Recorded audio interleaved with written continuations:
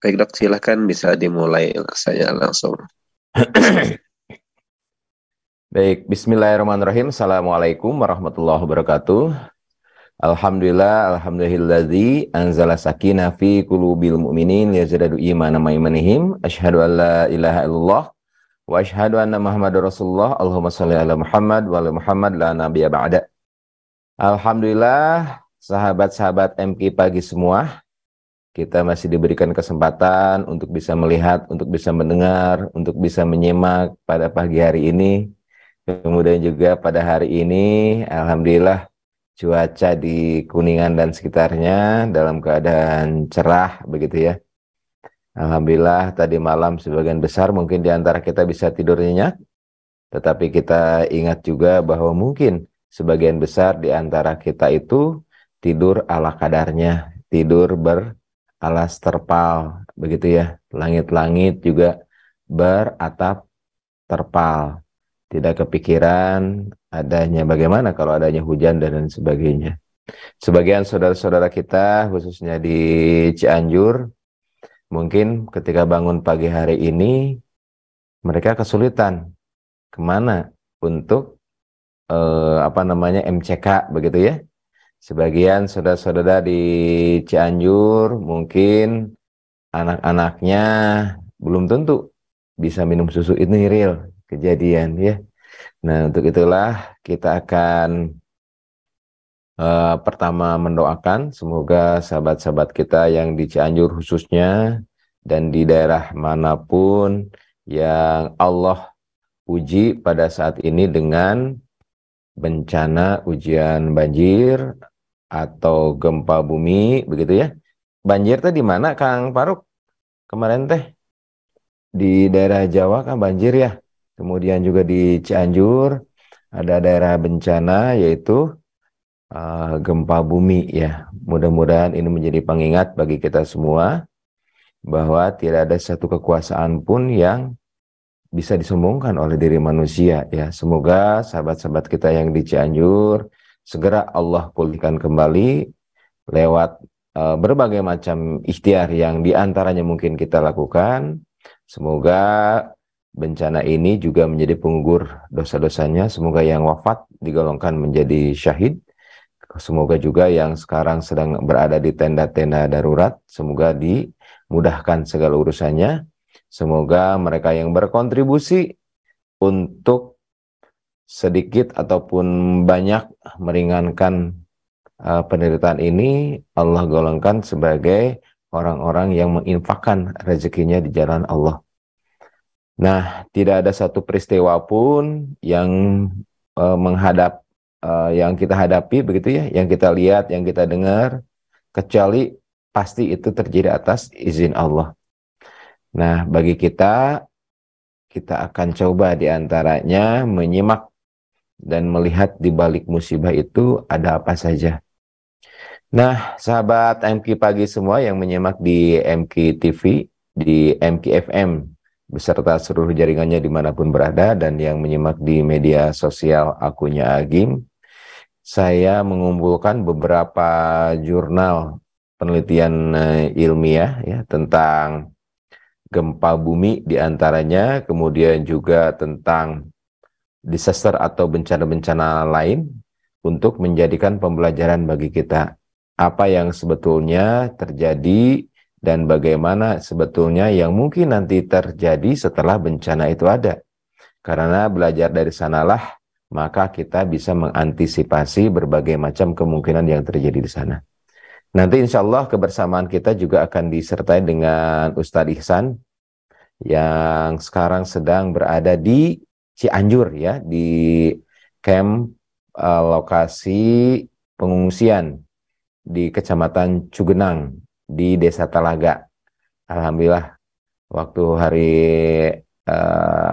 kemarin kami kesana hari Kamis kita mengadakan berbagai macam asesmen gitu tentang apa-apa saja pasca bencana yang harus kami lakukan. Baik, sebelum kita live ngobrol dengan Kang Ihsan yang ada di Cugenang, Kecamatan Cugenang, Desa Talaga, kita akan coba lihat dulu beberapa kejadian yang pernah tercatat ya oleh para peneliti di beberapa negara ya.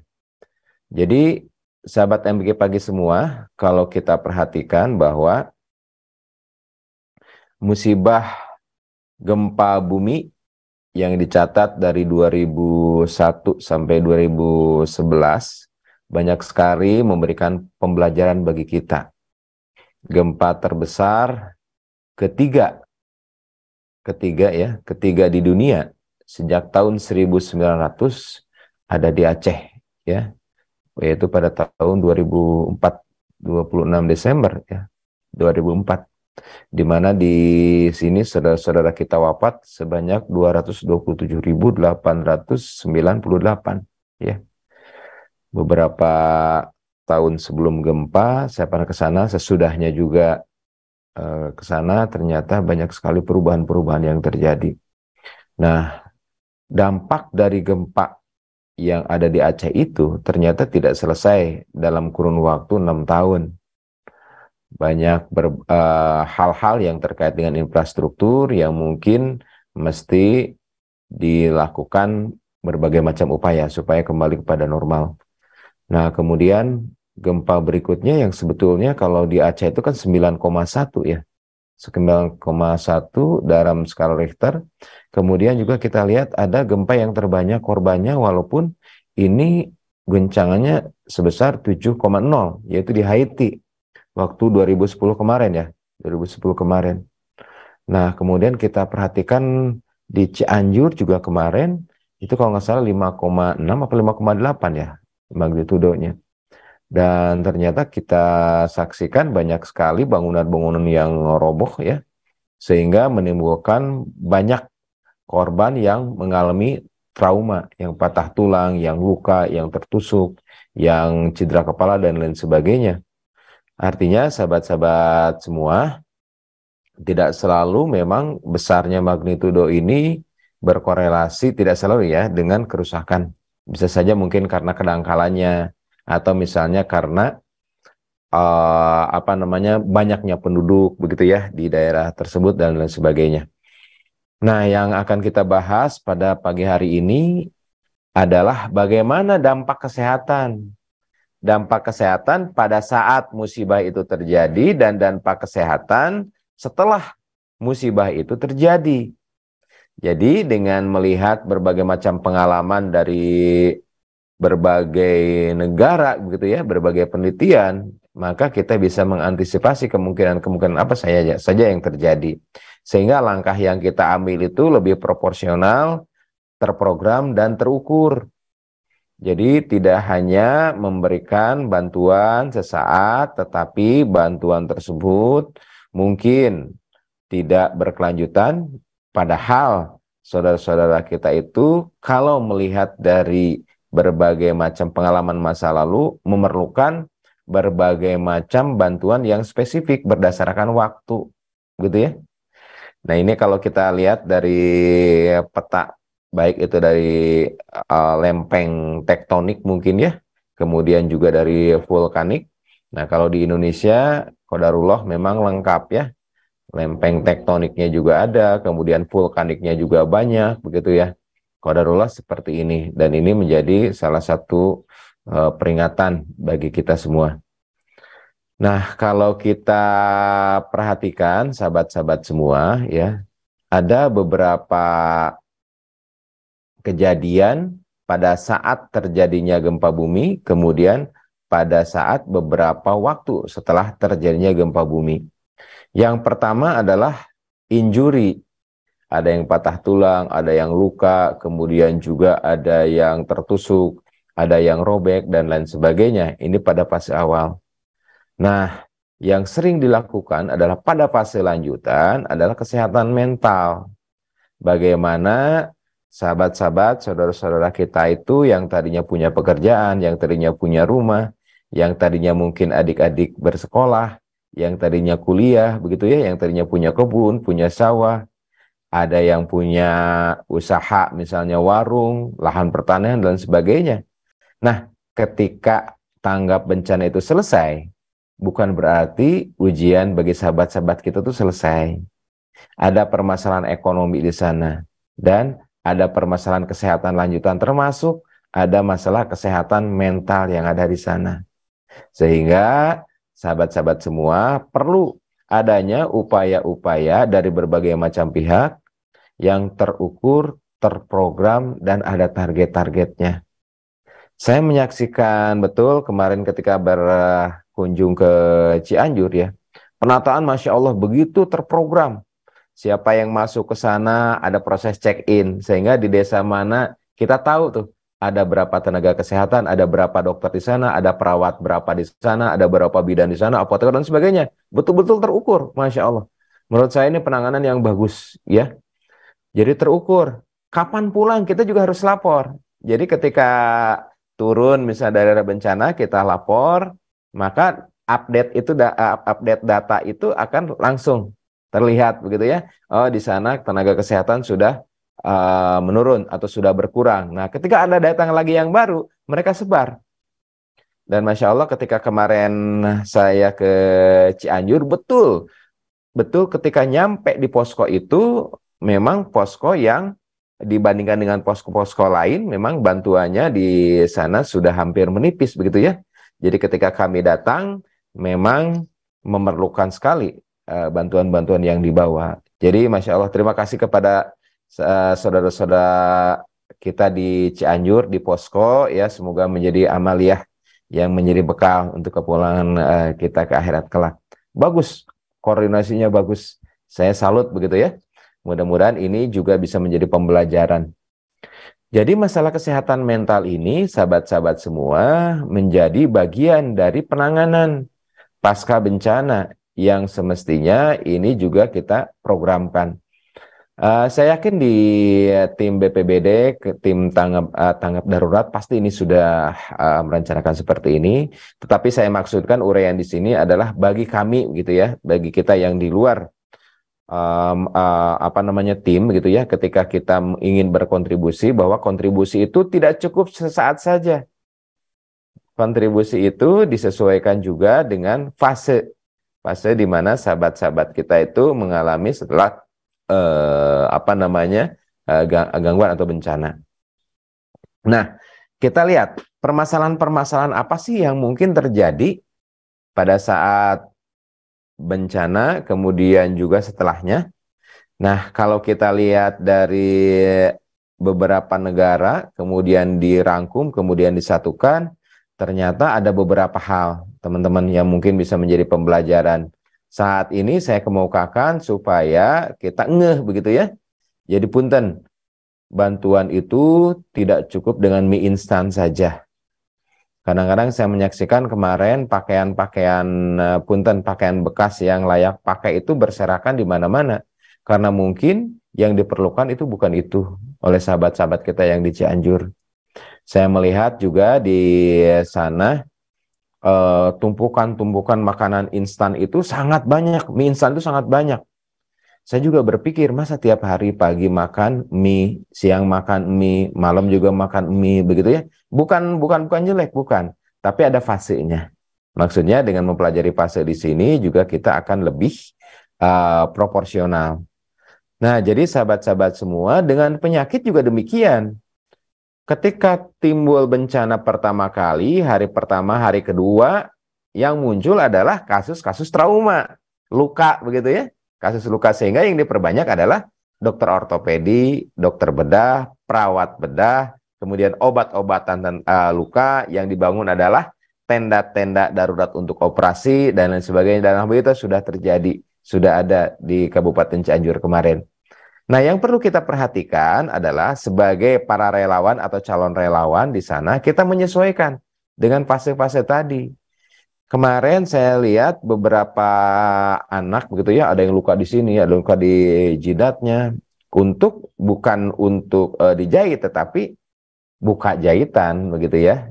Jadi ketika kita lihat kondisi di sana memang fasenya sudah berbeda ya. Nah, kalau kita lihat dari proporsi penyakit, teman-teman, debat kita lihat ya, bahwa di sini ada penyakit diare. ada penyakit hepatitis, ada penyakit kaitannya dengan saluran pernapasan. Di mana itu pasti terjadi, ya. Kalau misalnya pada saat injury, pada saat terjadinya bencana, yang diperlukan adalah dokter bedah, kamar operasi di sini ya. Rata-rata biasanya pada hari kejadian sampai 4 hari, bahkan sampai 4 minggu. Jadi ketika 4 minggu setelah kejadian, maka ini yang mungkin terjadi, ya. Jadi yang terjadi adalah misalnya luka, kemudian juga adanya infeksi pada luka dan lain sebagainya. Tetapi ketika ini sudah berlanjut, apakah misalnya pada hari pekan keempat, maka penyakit yang muncul adalah ada penyakit saluran nafas, ada diare muncul di sini, kemudian makin lama nih setelah lebih dari 4 minggu muncul di sini adalah malnutrisi. Jadi kekurangan nutrisi. Ya. Kemudian juga dengan adanya kurang air bersih, muncul di sini diare. Kemudian juga dengan adanya pemukiman, mungkin tenda-tenda sementara, ternyata ini juga menimbulkan peningkatan penyakit kulit dan penyakit saluran nafas, teman-teman semua. Nah, kalau dilihat dari fasenya, ini misalnya kejadian ya disesat di sini ya. Kemudian kalau kita lihat dari grafik ini, ternyata ada yang pada saat kejadian itu belum muncul. Ya, contoh misalnya yang paling sederhana adalah penyakit kulit, skabies, begitu ya. Ini bisa muncul, bisa misalnya pada minggu ketiga, minggu keempat setelah kejadian. Kemudian juga penyakit-penyakit yang terkait dengan penyakit air. Apakah itu penyakit malaria, kemudian kolera, disentri, tifoid, dan lain sebagainya, ya. Bisa juga keracunan makanan. Ini kejadiannya meningkat. Kapan meningkatnya? Ini mulai minggu kedua, minggu ketiga. Mungkin kalau di penelitian lain ya teman-teman seperti ini. Ya, punten. Nih. Jadi yang merah ini adalah waterborne disease. Jadi penyakit-penyakit yang ditularkan melalui air. Bagaimana tidak? Ya, kita lihat penyediaan air bersih di sana serba terbatas. Kemudian juga MCK. Jadi ketika saudara kita mau buang air besar, kalau anak-anak kemana? Katanya, ya ke kebun aja Pak Dokter. Terus kalau ibu-ibu, nah itu agak sulit. Ibu-ibu sama lanjut usia. Di posko yang saya kunjungi itu juga belum ada MCK untuk buang air besar. Adanya untuk buang air kecil, kemudian juga untuk wudhu. Ya, yang kemarin saya kunjungi itu di dusun di Pasir, daerah Pasir Putih begitu ya, di daerah Pasir Putih, kecamatan Cugenang, yaitu Desa Talaga. Sebagian di sana belum ada MCK, maka intervensi yang kita lakukan adalah bagaimana kita bisa mencegah penyakit waterborne disease ini yang bisa mulai meningkat ya pada minggu pertama ini sampai 1 bulan tuh, sampai 1 bulan lebih. Ada kemungkinan terjadi breakout dari penyakit-penyakit diare dan lain sebagainya. Demikian juga kalau kita lihat teman-teman ya, penyakit-penyakit karena penularan saluran nafas, akut respiratory disease di sini. Kita tahu bahwa kemarin saya lihat satu tenda yang ukuran kurang lebih 8 kali 8 meter, itu dihuni 70 orang. Berarti berapa kreditnya di sana? Artinya ketika seseorang mungkin ada yang mengalami penyakit batuk, pilek, sangat mudah untuk menular di sana. Artinya sahabat-sahabat semua di sini bisa diprediksi bahwa kemungkinan terjadi penularan penyakit saluran respirasi atau saluran nafas. Maka kemarin kita petakan, kita bikin satu lagi tenda ukuran 10 kali 8 gitu di sampingnya ya. Semoga ini juga bisa mengurangi kemungkinan penyakit dari yang ditularkan oleh saluran nafas. Kemudian kita lihat asas bagaimana apa namanya MCK. MCK juga insya Allah mudah-mudahan besok sudah mulai dibangun MCK darurat. Artinya sahabat-sahabat semua, ketika ada sebuah bencana, punten, ini tidak cukup dengan makanan-makanan instan saja yang dikirimkan, tetapi ini juga harus kita sertai perencanaan ke depannya seperti apa. Begitu ya. Nah, kalau kita perhatikan dari tabel ini, teman-teman, perlu diperhatikan juga nih, aspek psikis. 48 jam pasca kejadian, di sini ada cemas, ada stres, dan sebagainya. Kemudian ternyata ini juga aspek psikologi, aspek AA, aspek ini pada akhir bukan menurun, bahkan mungkin meningkat di sini. Seperti saya uraikan tadi, mungkin ketika sebelum kejadian punya pekerjaan, punya rumah, punya toko, punya mobil, punya kebun, ya. Ketika setelah kejadian, ya, belum tentu itu semuanya ada, belum tentu ada lagi. Ini juga akan menjadi problem tersendiri, yaitu aspek psikis. Di sana ada 3 penyakit, apa namanya, 3, yaitu stres, depresi, dan kecemasan, anxiety, gitu ya. Nah, teman-teman, kalau kita lihat, saksikan ini kunjungan kemarin ya. Saya lihat di sana anak-anak mungkin yang tadinya sekolah, anak-anak yang tadinya punya pekerjaan, punya apa aktivitas, kejadiannya sudah berubah drastis ya. Jangan a priori terhadap mereka yang punten ya, di sana itu kadang-kadang minta 1 kotak susu begitu ya. Begitu senang mereka dikasih satu kotak susu cair itu ya. Saya juga tidak bisa membayangkan ya, begitu berebut ya. Kenapa? Kita juga harus maklumi mereka yang mungkin sehari-harinya dulu mungkin ya ada yang berkecukupan gitu. Tapi setelah kejadian ini maka serba terbatas, teman-teman. Terus sedih kalau melihat seperti ini ya. Mudah-mudahan ini yang di tenda-tenda begitu ya, yang kita saksikan, saudara-saudara, ini masih di daerah yang bisa dijangkau oleh mobil ya. Ada beberapa daerah mungkin yang hanya bisa dijangkau dengan motor trail, bahkan ada yang hanya bisa dijangkau dengan jalan kaki ya. Kemarin saya belum sempat ke daerah-daerah tersebut.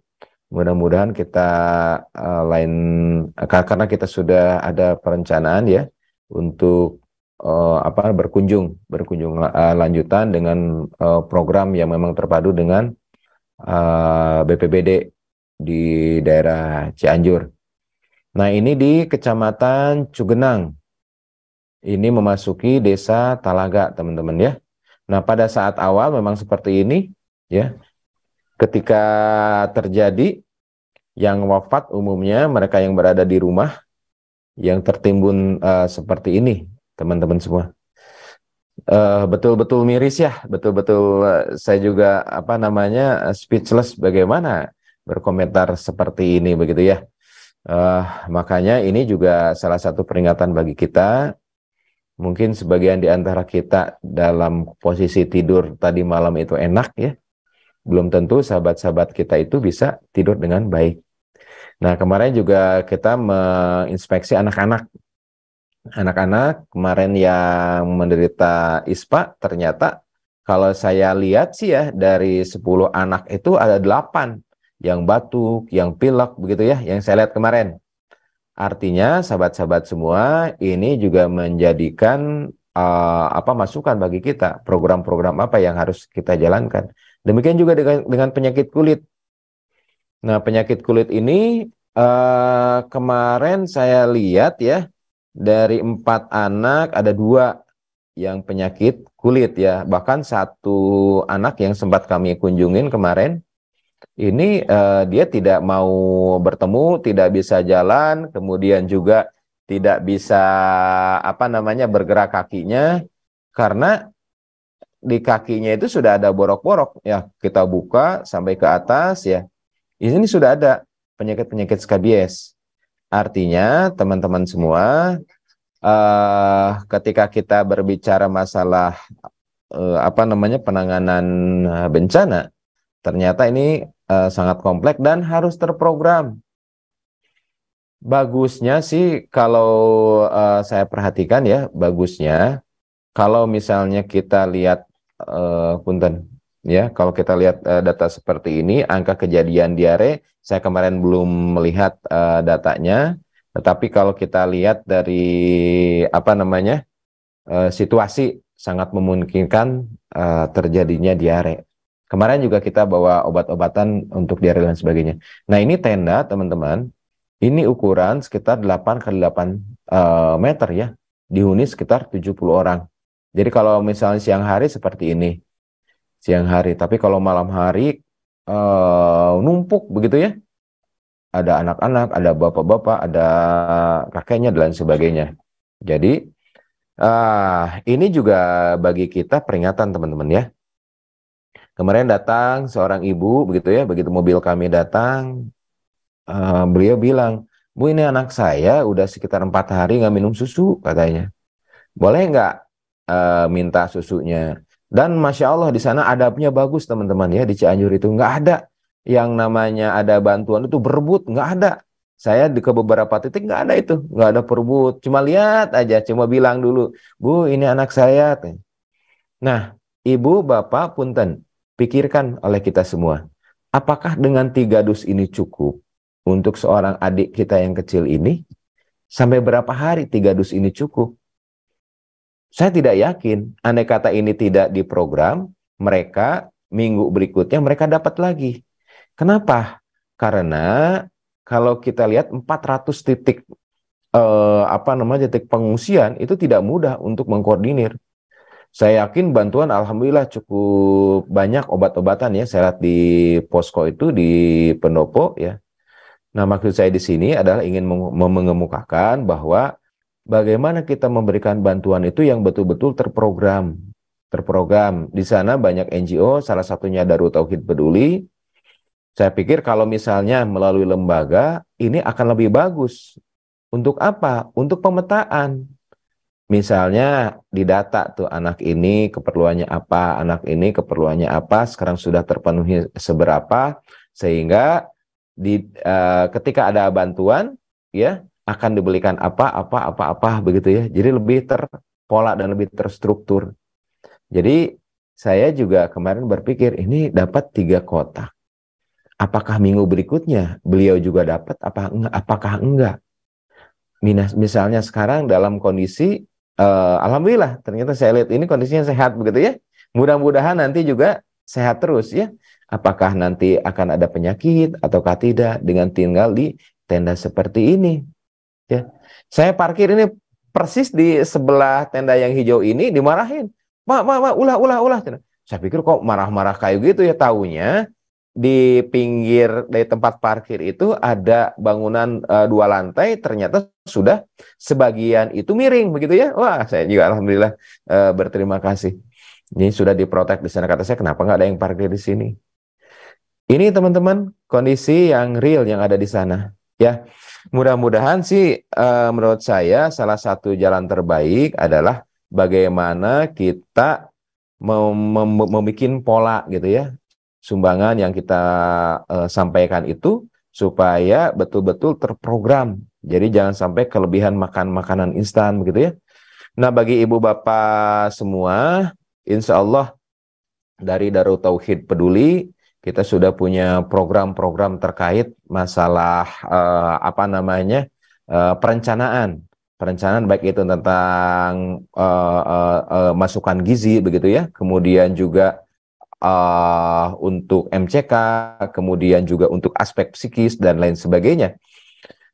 Untuk sahabat-sahabat yang ingin berkontribusi, semoga ini juga menjadi jalan terbaik dan insya Allah Darut Tauhid Peduli kita akan terus membuat program-program yang betul-betul terencana dan terukur. Silakan bagi mungkin teman-teman yang ingin berkontribusi, ini nomor rekeningnya. Punten, ini saya tidak berkoneksi dengan teman-teman Darut Tauhid Peduli, begitu nyampe ke sana betul-betul terenyuh begitu ya. Jadi mudah-mudahan dengan program yang terencana ini betul-betul bisa sesuai dengan fase-fase kebutuhan yang sahabat-sahabat kita perlukan. Berikut Nah, adalah MCK. nah ini MCK dulunya seperti ini, teman-teman. Yang Ya. disediakan. Nah, tetapi kalau sudah diprogram jadi seperti ini, teman-teman. Tuh. Yang disediakan oleh DT Peduli. Jadi di ada perbedaan ya. Nah, ini alhamdulillah ada 2 MCK ya, dan juga 1 tangki air. Ini tangki air yang berjumlah 1000 liter, yang bisa menampung 1000 liter. Lalu di sini ada MCK, ada 2. Ini di dalamnya ini WC duduk ya, dan alhamdulillah bersih. Dan ini tidak pakai ember tapi yang namanya degat. Ini kondisinya, dan alhamdulillah sering digunakan oleh warga sekitar, para penyintas, karena memang sanitasi ini sangat dibutuhkan oleh para penyintas. Jadi warga yang biasanya pergi lebih jauh ke MCK-nya yang ada di bawah sebelah sana, sekarang di sini alhamdulillah lebih dekat. Terima kasih. Salam. Bismillah. Nah, ini teman-teman kondisi dapur ya. Yang ada di tenda.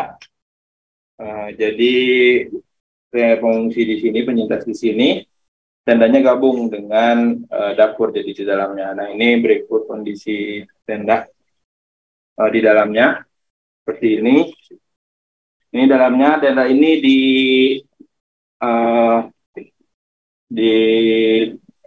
ditempati oleh 3 kepala keluarga,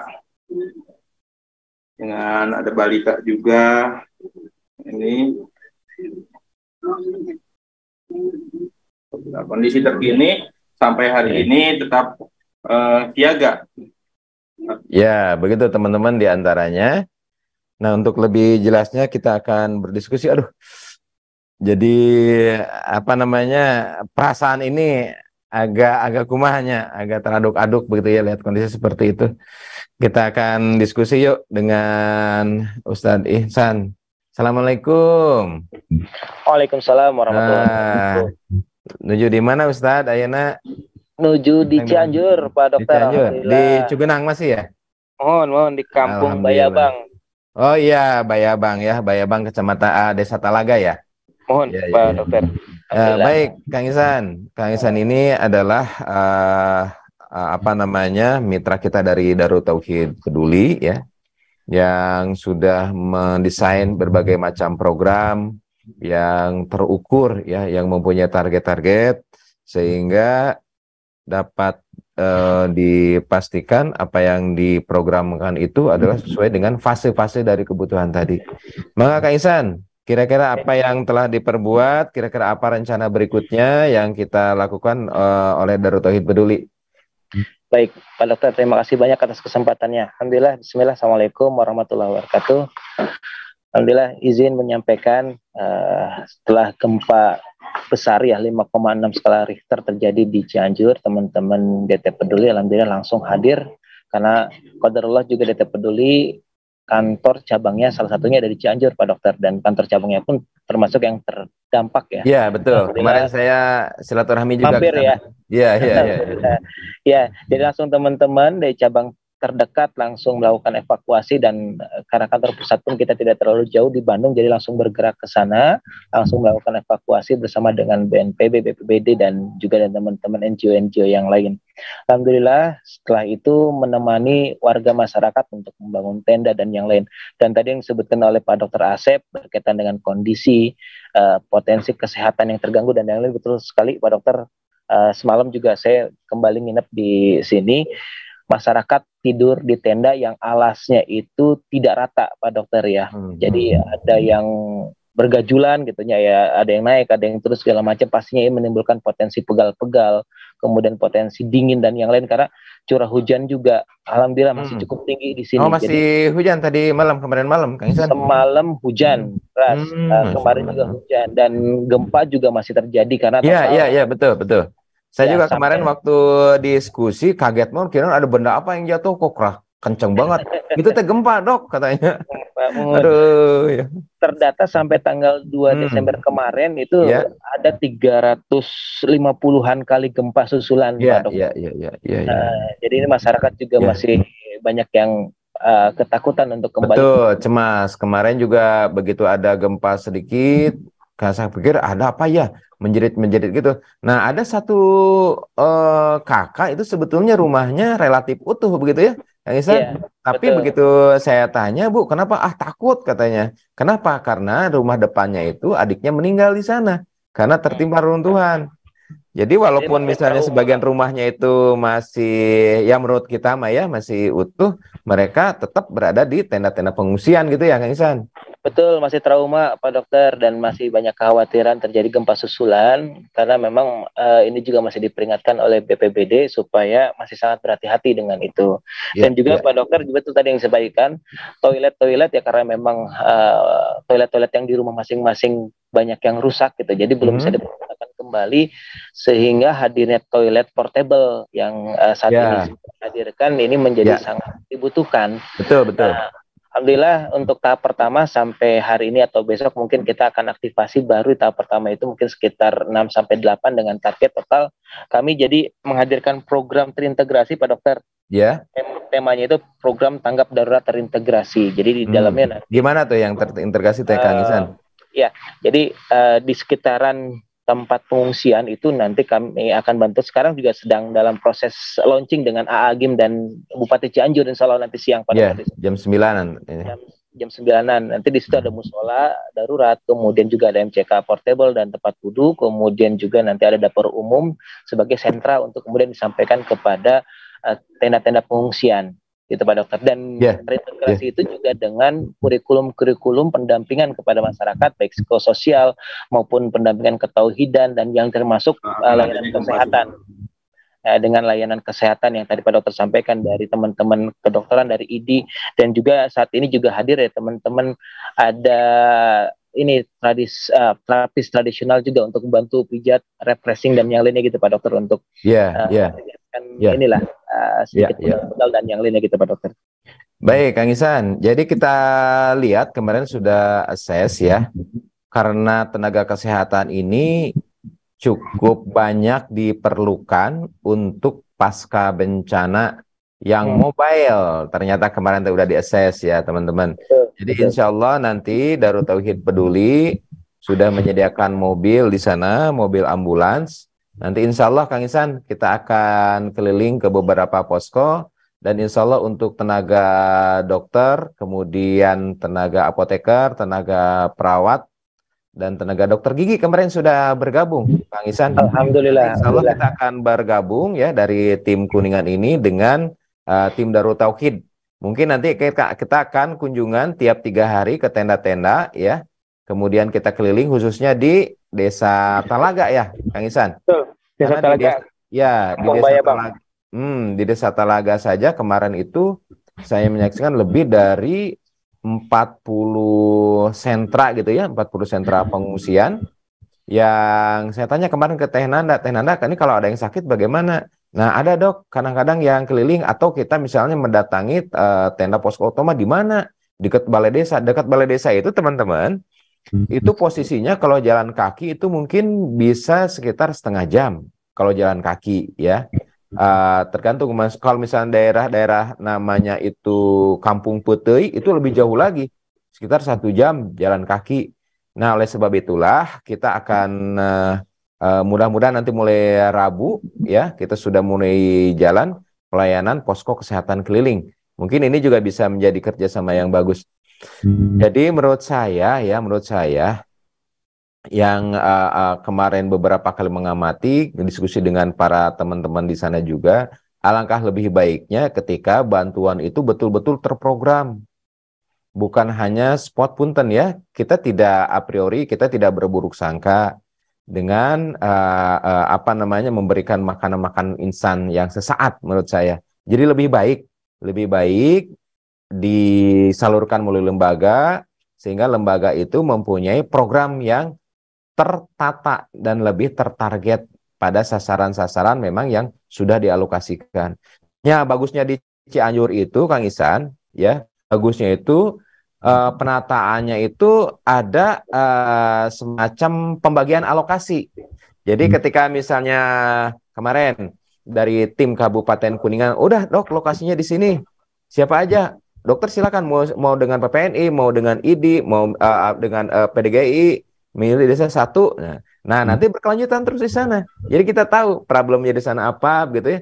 Nah insya Allah pada besok juga mudah-mudahan ini bisa difasilitasi oleh DT Peduli, perlu MCK Kang di Ya. sana.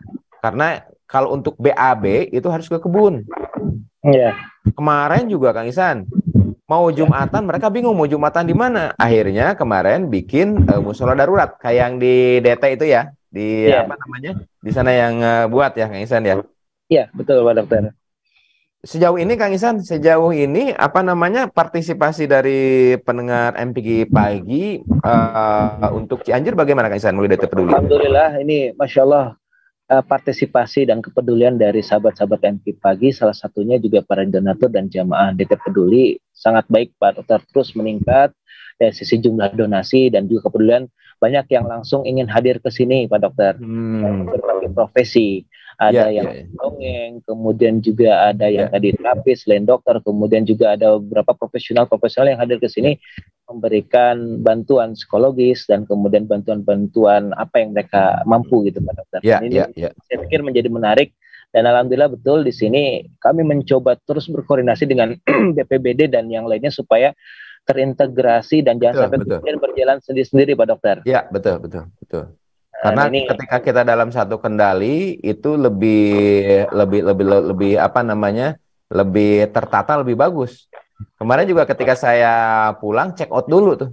Ketika check out ya otomatis tuh di desa itu tuh sudah kosong lagi tenaga dokter spesialisnya yang tadinya misalnya ada 5 gitu ya, nggak ada lagi tuh. Dokter umumnya yang tadinya ada 8 udah turun lagi tuh. Nah ini sistem yang bagus, mudah-mudahan ini juga bisa menjadi apa namanya sarana yang baik untuk pemerataan pelayanan.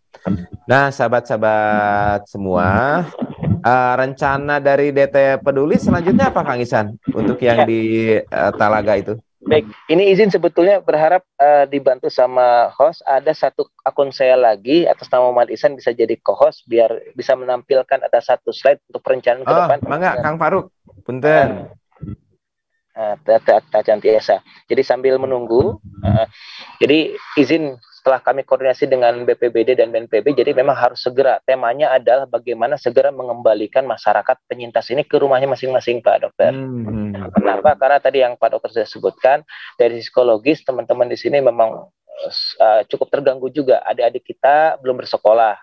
Sahabat-sahabat kita, bapak ibu-ibu yang biasa berkantor atau ke pabrik atau bekerja, saat ini aktivitasnya jadi monoton dan sangat memiliki potensi gangguan dari sisi mentalitas dan yang lainnya gitu, kegiatannya jadi sangat terbatas gitu. Karena harapannya adalah dengan tema segera mengembalikan mereka ke rumah masing-masing dengan kondisi rumah yang pastinya harus lebih baik. Ini harapannya bisa mereka berpikir kembali untuk kemandirian. Kita temanya jangan sampai kemudian mengharapkan atau berpikir mereka harus menjadi yang terus dibantu, tapi kita harus membantu mereka untuk menjadi mandiri dan tangguh dengan kondisi. Paham. Karenanya ini program-program yang kami terus. Silakan di share Kang Ihsan, sudah jadi alhamdulillah. Betul baik Pak Dokter, baik. Nah ini sudah terlihat belum Pak Dokter? Nah ini ya terlihat. Tinggal di slideshow aja Kang Ihsan. Ya baik. Ya ini Pak Dokter, temanya program tanggap darurat terintegrasi. Jadi di dalamnya ada bangun shelter mandiri, masjid darurat, dapur umum, dan MCK portable. Nah, dapur umum ini pun nanti meskipun titik konsentrasi utama kita di Kampung Bayabang, tapi ini menjadi titik utama yang akan menyebar ke total saat ini. DT Peduli membantu total di 103 titik sebar pengungsian, total 77 desa diakomodir dengan titik utama di Kampung Bayabang ini Pak Dokter. Nah ini direncanakan, jadi program darurat tanggap darurat terintegrasi ini serangkaian program kemanusiaan yang dilakukan secara terintegrasi antara respon terhadap kebencanaan dan kemungkinan yang ditimbulkan pasca bencana yang terjadi, serta melaksanakan program pemulihan kondisi lingkungan baik sebentar. Nah, teka tingali. Baik itu lingkungan fisik maupun dalam lingkungan pemulihan mental berbalut ketauhidan dan kurikulum terpadu. Nah, ini betul. disebutkan oleh Pak Dokter. Jadi kalau dalam konteks tenda berbarengan itu pasti banyak menimbulkan potensi-potensi. Pertama, privasi juga kurang terjaga ya Pak Dokter ya. Nah, kemudian dan yang lain. Nah, ini kami ikhtiarkan untuk bagi, karena ini potensinya pasca tanggal 20 Desember ketika sudah diumumkan selesai tanggap darurat. Tanggap darurat tanggal 20 Desember nanti ya. Nah, ini ada kemungkinan antara memang sudah diselesaikan atau bisa saja dilanjutkan Pak Dokter. Dan kemarin sih dapat sedikit-sedikit bocoran ada kemungkinan dilanjutkan juga Pak Dokter. Oleh karenanya kita harus punya langkah-langkah yang strategis. Nah, ini harapannya salah satunya yang kami siapkan ketika memang itu masih dibutuhkan, kita menghadirkan shelter mandiri. Jadi fokus mandiri ini untuk satu kepala keluarga yang di dalamnya mungkin 3-6 orang, sehingga privasi itu lebih terjaga. Nah, kemudian kalau misalnya nanti sudah mulai ke wilayah recovery, ini kejadian di Cianjur ini mirip dengan kejadian tahun 2018 di Lombok Pak Dokter. Ya, di Lombok yang kita berinfak satu rumah bisa 2 orang gitu ya. Nah, ini Pak Dokter, ini yang di Lombok. Nah, rencana mungkin kita akan coba seperti ini juga. Kita juga bikin begini ya waktu di Lombok ya, beberapa ya. Ini punya DT Pak Dokter. Ini punya DT ini. Recycle house. Jadi recycle house itu kita juga menggunakan reruntuhan-reruntuhan bahan-bahan yang ada gitu ya. Nah, betul. Nah, ini jadi bagus sih kayak villa Pak Dokter. Allah, mudah-mudahan rezeki masyarakat Cianjur. Dan budgetnya pun nggak terlalu besar untuk ini tuh Pak Dokter. Satu rumah itu berapa dulu tuh ya, Kang Ihsan? Itu di angka sekitar 20-25 juta saja. Masya Allah, ya. Secara reongan ya, satu rumah misal untuk oleh 5 orang gitu ya, donatur ya. Betul. Nah, ini juga rencananya untuk di Cianjur ya, konsepnya sama seperti itu, jadi bangkit dari runtuhan dengan konsep recycle house. Nanti dan keterlibatan masyarakat dalam pembangunan ini akan sangat aktif dengan konsep. Masya Allah. Jadi kalau dulu di Lombok itu satu kelompok 10 orang Pak Dokter ya. Ya, betul. Dulu juga bilang katanya, Pak Dokter ini mau dikasih nama apa rumahnya? Ya nama apa aja lah. Jadi seru Pak Dokter. Nah, ini spesifikasinya. Nah, termasuk yang kedua musola atau masjid darurat nih Pak Dokter. Nah, yang di sebelah barat itu ya, yang dekat di kebun itu ya, yang mau dibuat. Betul. Bismillah, hari ini akan AA dan Bapak Bupati akan hadir untuk meresmikan salah satunya. Insya Allah target kami bisa mungkin kita bikinkan 5 titik terintegrasi seperti ini Pak Dokter. Mohon doanya. Nah, ini kemudian dapur umum nanti selanjutnya ini akan bisa menyebar kebermanfaatannya. Kemudian juga tadi ini MCK portable. Nah, satu titik itu rencananya minimal mungkin 4. Nah, 4 portable ini nanti terintegrasi dengan ada 1 atau 2 toren, kemudian ada septic tank langsung portable juga Pak Dokter. Jadi bisa kita siapkan juga, tidak menimbulkan sampah berikutnya gitu. Lebih terintegrasi, dan ini sudah direncanakan dan koordinasi dengan BPBD dan yang lainnya. Itu sih Pak Dokter, insya Allah ini jadi program-program yang saya pikir. Baik Kang Ihsan, punten nomor rekeningnya tadi ada lagi nggak? Jangan sampai yang saya benar nggak tadi ya? Betul Pak Dokter. Kayaknya ambil dari grup manajemen. Siap, juga cek di belakangnya Pak Dokter ya. Sebentar. Iya, barangkali. Jadi kemarin juga datang ke sana, alangkah macetnya. Jadi perjalanan berapa 4 km ya, ditempuh sekitar 4 sampai 5 jam. Lumayan. Iya betul. Ya, ke Talaga kemarin ya, pas padat begitu. Nah, ini Pak Dokter. Ini ya yang BSI ya. BSI 9255372900, atau juga bisa langsung klik di ini Pak Dokter, kita punya crowdfunding channel ya, di www.dtpeduli.org/tanggap bencana Indonesia. Nanti klik di situ langsung mengarahkan kepada donasi kebersamaan kita untuk Cianjur. Baik. Ya, teman-teman, punten. Ini bukan bermasuk iklan, ini bukan bermaksud advertising, tapi kami memfasilitasi di sini supaya betul-betul nanti lebih terarah dan terprogram. Ya, bagi kami, ketika bantuan tersebut hanya datang pada saat rame diberitakan, itu tidak masalah. Tetapi ketika misal pemberitaan itu sudah tidak menjadi tren lagi, apakah masyarakat Cianjur itu ada yang bantu lagi, nah itu kita tidak tahu juga begitu ya. Jadi diharapkan dengan adanya program-program yang terpadu dan terpola seperti ini bisa lebih memberdayakan masyarakat lebih fokus lagi gitu. Gitu mungkin Kang Isan kalau saya perhatikan kemarin mah. Ya, izin menambahkan sedikit Pak Dokter. Ya, mangga Kang Isan. Pemerintah dan BPBD menyampaikan ada 3 kategori kerusakan ya, kerusakan ringan, kerusakan sedang, dan berat. Jadi kalau untuk kerusakan ringan mungkin sifatnya nanti akan ada direnovasi sedikit ya, dengan bantuan kemudian bisa kembali. Nah, kerusakan sedang ya ini kemungkinan juga akan bisa dibangunkan kembali dengan kalau misalnya di konsep kami ya tadi disiapkan dengan recycle house gitu Pak Dokter gitu. Nah, kalau yang kerusakan berat dan kemudian masuk di zona merah dan tidak bisa ditinggali kembali, ini pemerintah kemungkinan akan menyiapkan pengalihan lokasi atau relokasi itu ya. Relokasi itu nanti di sana membuat kawasan baru gitu. Nah, ini juga membutuhkan concern karena tadi puluhan ribu ya yang mengungsi, ribuan yang rumah rusak. Sepertinya memang pemerintah juga butuh kita support ya untuk bisa segera membantu masyarakat untuk bangkit kembali. Oleh karenanya donasi-donasi dari para donatur, para pendengar MQ pagi ini menjadi sangat penting dan menjadi sangat krusial bagi masyarakat di Cianjur ini Pak Dokter. Ya, betul sahabat-sahabat semua. Saya jadi berpikir begini Kang Isan. Daripada mungkin ya ini punten ya pemikiran kasar sebetulnya, daripada saya yang menderita gempanya mending saya yang nyumbangnya. Pemikiran sebetulnya enggak kurang bijak juga, tetapi kadang-kadang saya berpikir begitu. Nah, mudah-mudahan dengan bantuan yang lebih terprogram gitu ya Kang Isan ya, bisa mempercepat saudara-saudara kita itu untuk pulih begitu ya. Karena tidak selalu mereka itu membutuhkan makanan-makanan instan. Tidak selalu mereka itu membutuhkan pakaian-pakaian layak pakai begitu. Tapi ada kadang-kadang kebutuhan yang krusial yang tidak kita prediksi sebelumnya. Kayak kemarin tuh Kang Isan, ada pesanan punten ya, punten. Ini real Kang Isan terjadi. Jadi ibu-ibu ya, itu pesannya apa? Pesannya CD, punten ya, pesannya CD itu sama BH katanya. Dan setelah saya tanya, kan di sana leres, Bu, leres Pak Dokter cina.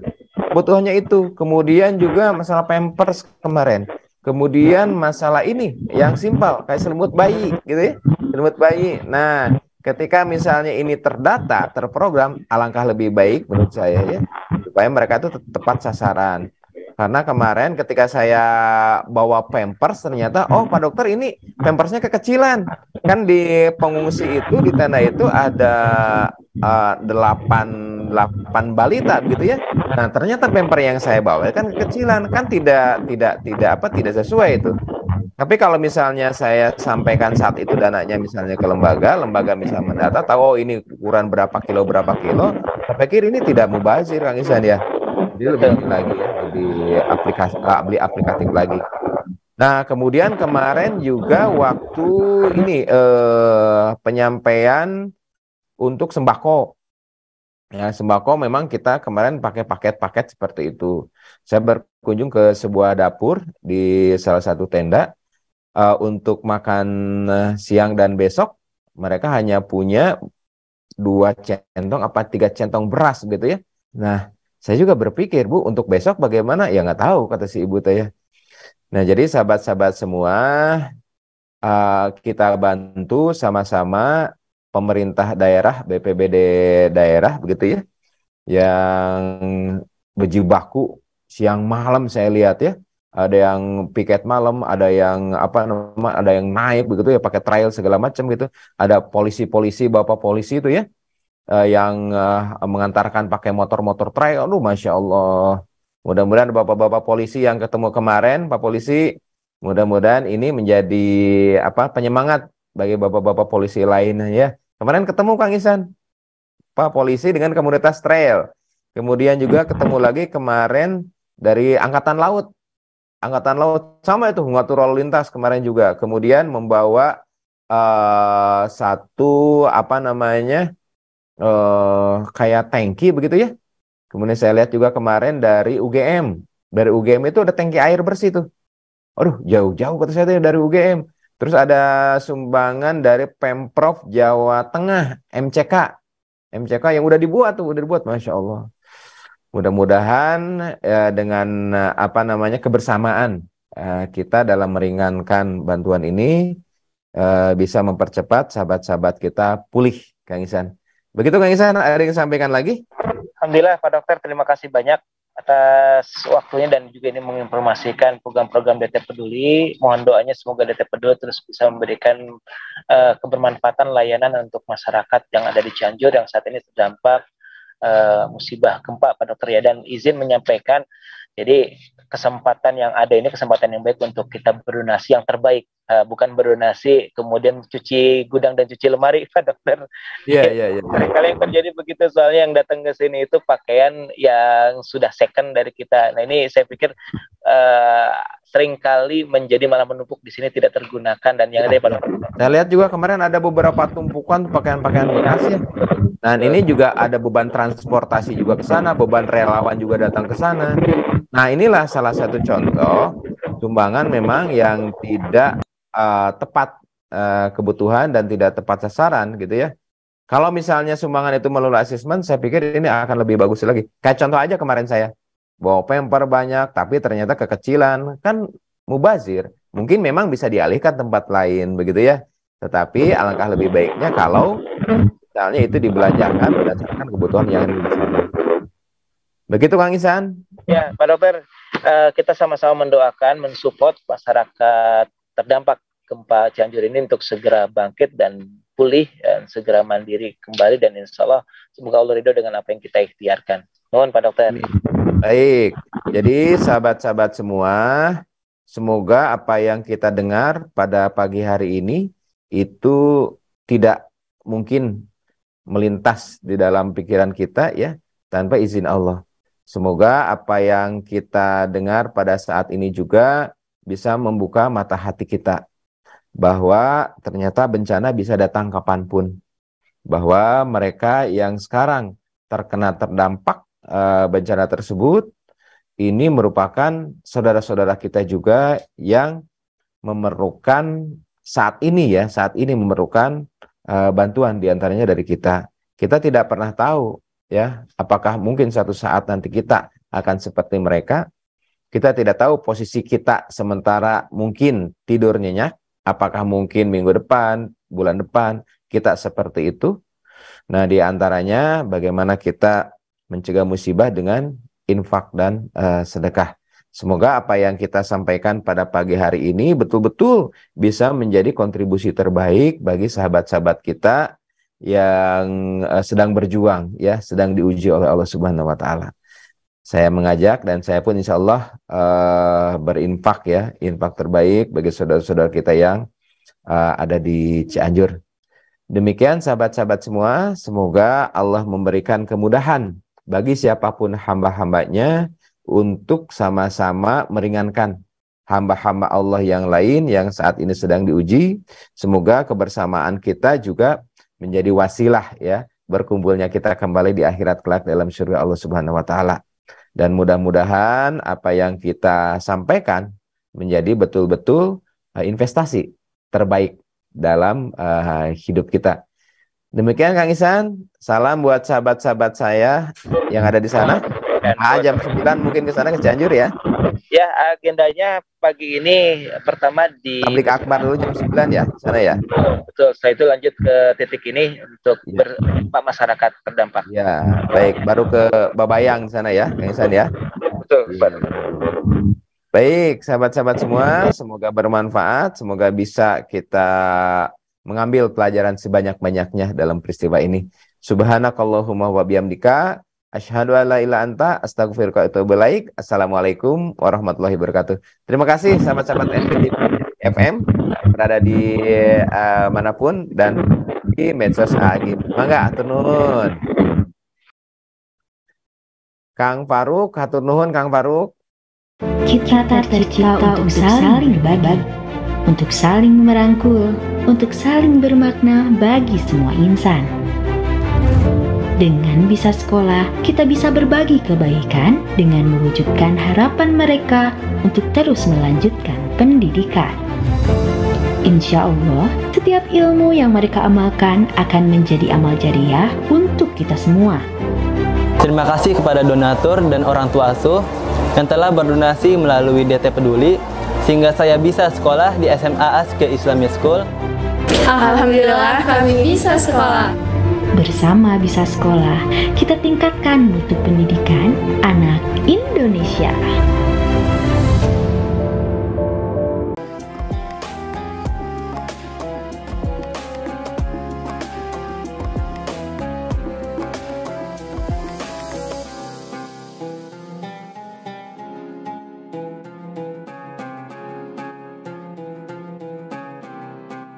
Jangan lupa, sobat sekalian, terus berlangganan di Darut Tauhid Official.